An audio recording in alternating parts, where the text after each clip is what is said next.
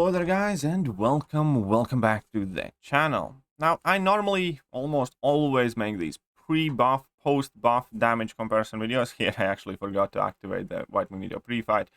But the point is, this time it's not even worth doing so. I did record the pre-buff fights, post-buff fights, and they are exactly the same in every sense. If you do not max out Petrify Mastery, if you do max out Petrify Mastery, which, you know, on a personal level is not a mastery that I run on a daily basis, then she gets about, you know, I think it's about 30% damage increase, kind of like a permanent 30% fury, if you will.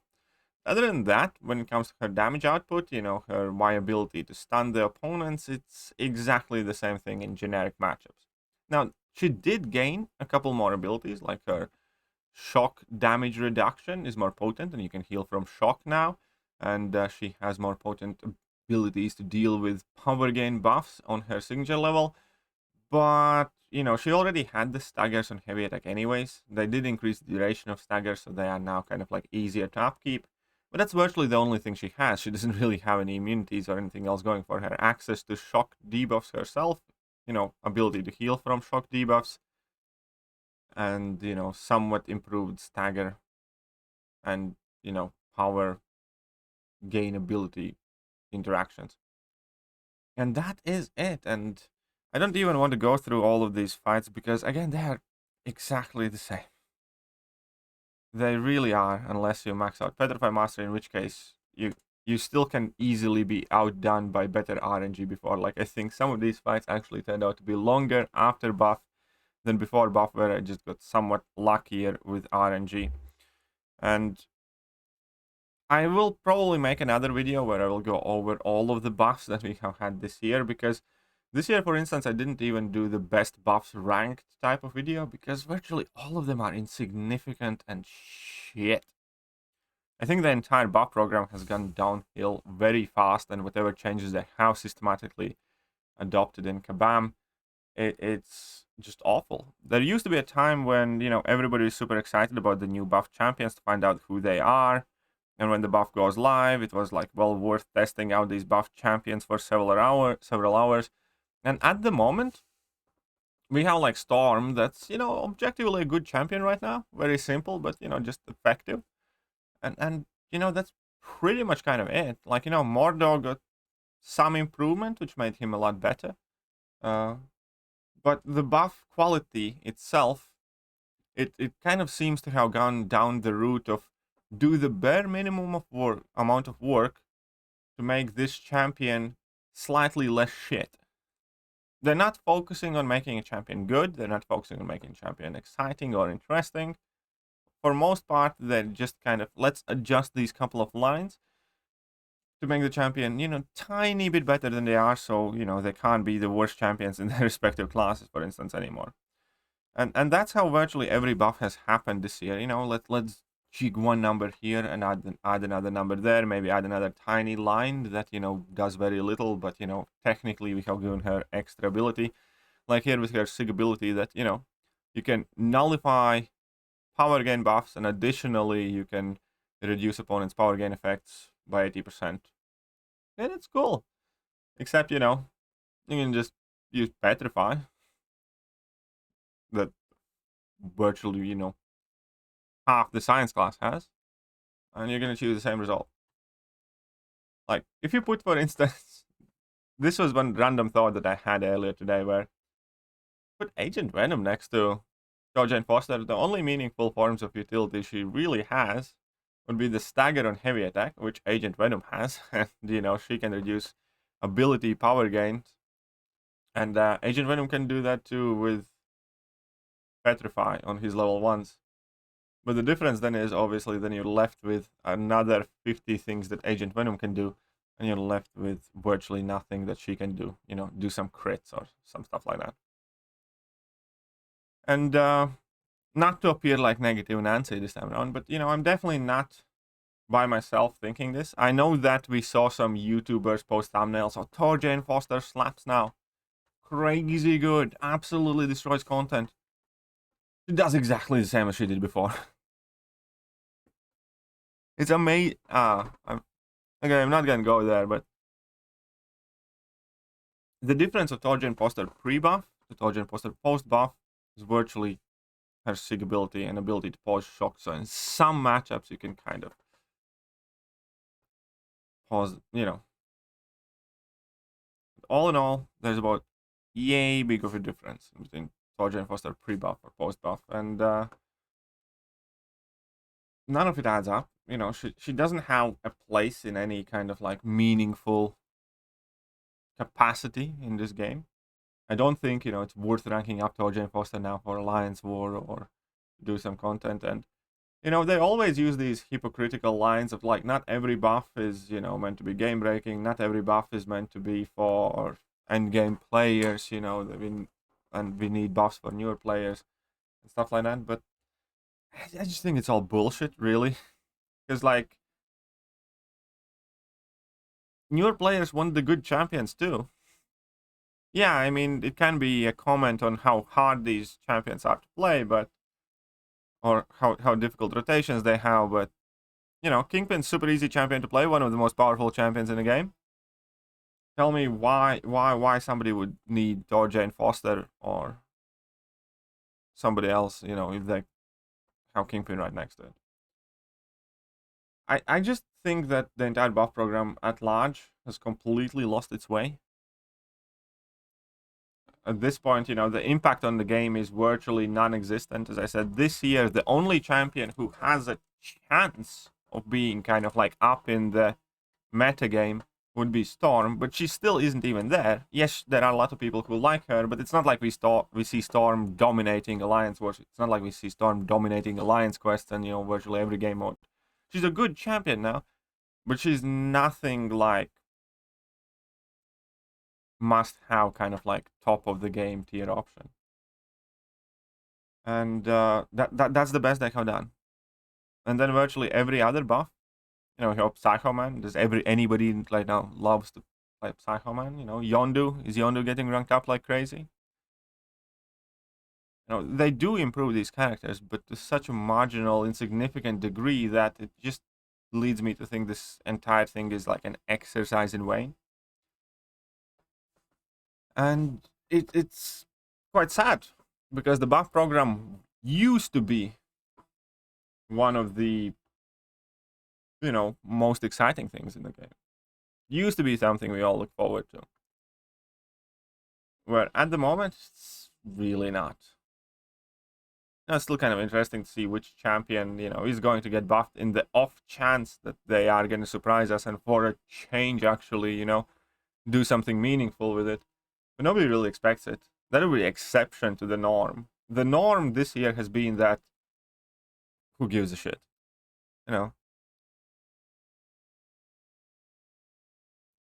Maybe it's a negative Nancy. Maybe it's a pessimistic view of this entire buff program this year. But at the very least, nobody can deny the fact that there has been a drastic decrease in the effectiveness of these buffs, drastic decrease of the impact the buff program is having. This is about as flat, as unenthusiastic, as pessimistic I have seen the community surrounding the buff program in general. And it's kind of, sad, depressing to see one of the coolest things Kabam did over the course of 2 years kind of get brought down to a level of who gives a shit. And it was intended to be a Thor Jane Foster video, but as I kept going on, I realized it really isn't. It's more of a commentary on the entire buff program. And yeah, I just don't know.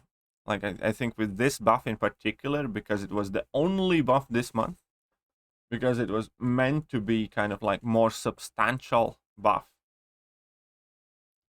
and it really wasn't. There was hardly any new abilities. They didn't, impact her in any kind of like super meaningful way. I just don't care anymore. This is the one buff where,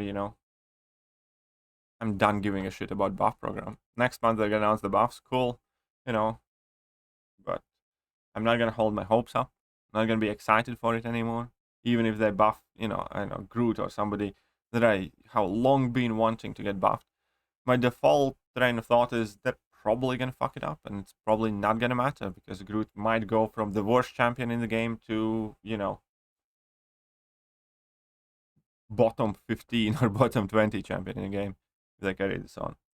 I really do not know what they hired that guy for from CCP to do, what his impact has been, but to say that since the entire post of, you know, the balancing stuff that they're bringing on and the changes to buff program or the hiring of Janik, I believe, fuck all positive has been coming out of this buff program.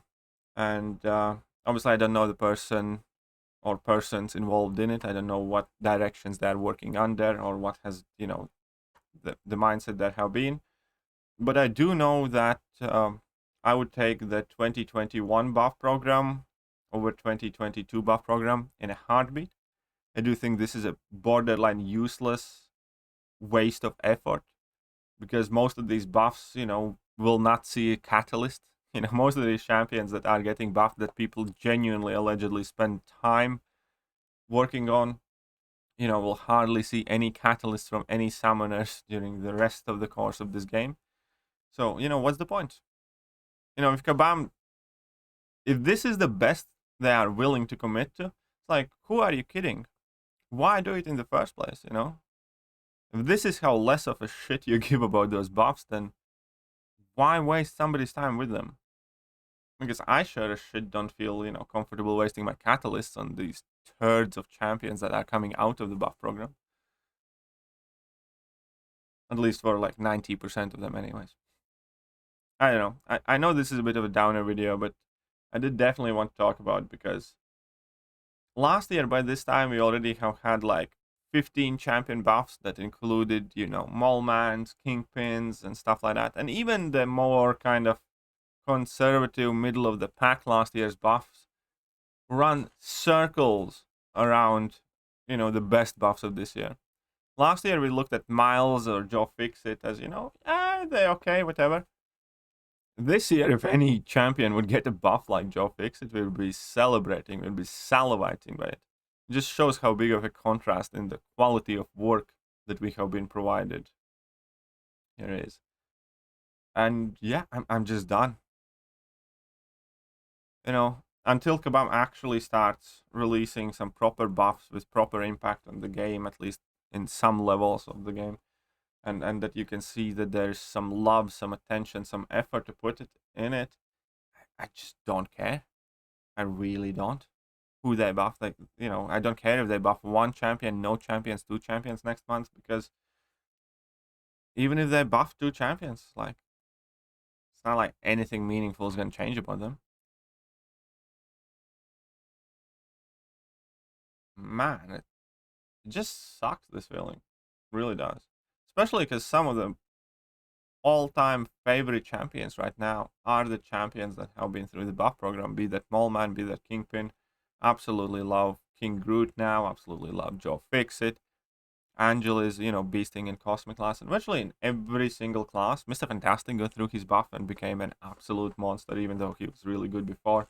In virtually every class, some of the best champions right now are the ones that came from 2020 or 2021 buffs. You know, we had Falcon buff, and you know, who else we had in Science class that got buffed and is awesome. Spider-Gwen's quite awesome. Miles Morales, Joe Fixit. It's all a result of the buff program. Again, Mr. Fantastic there. Awesome. Yellow Jacket even is, you know, for this year's standards, Yellow Jacket would be an insane buff. Skill class, we have buffed Mallman, we have buffed Kingpin. Massacre became a lot more easy to use and better after the buff. Karnak, Hawkeye, all of these are way better than virtually anything that we get this year. Falcon, obviously, a monster. Then we have buffed Magneto, obviously, buffed Colossus.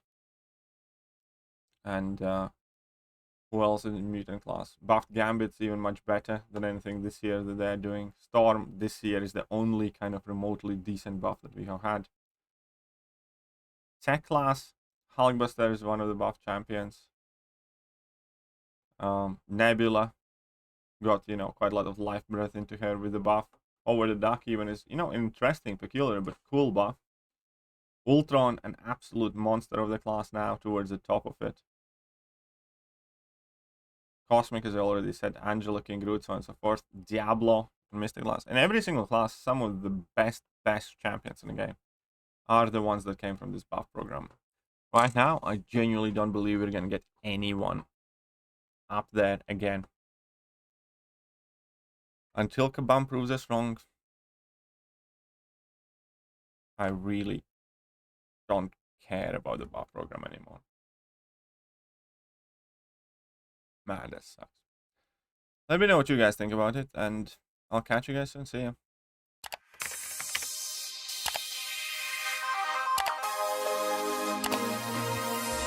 Hello there guys, and welcome back to the channel. So we have all the information about the